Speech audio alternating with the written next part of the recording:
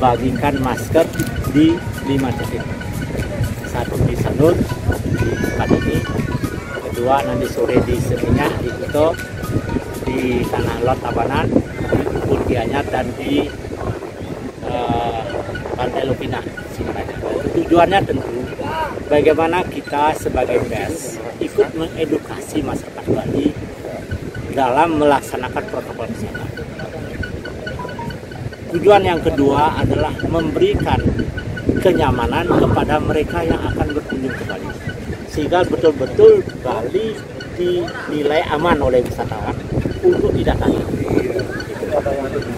Dan yang kedua, kita harus memastikan semua objek wisata, semua tempat-tempat wisata menyiapkan protokol kesehatan secara ketat. Yang ketiga, pengawasan terhadap peraturan-peraturan, terutama pergub yang telah ditetapkan oleh Bapak Bupati harus diketatkan. Jangan sampai pergubnya ada tapi pengawasan di lapangan tidak ada. Nah, perlu ada keterlibatan aparat sambil desa. Mungkin aparat bisa dilibatkan sehingga masif pengawasannya masif, pelaksanaannya masif, penggunaan masker juga masif. Kalau sudah demikian, hanya apalagi yang perlu dilakukan untuk membuka pariwisata Bali secara itu.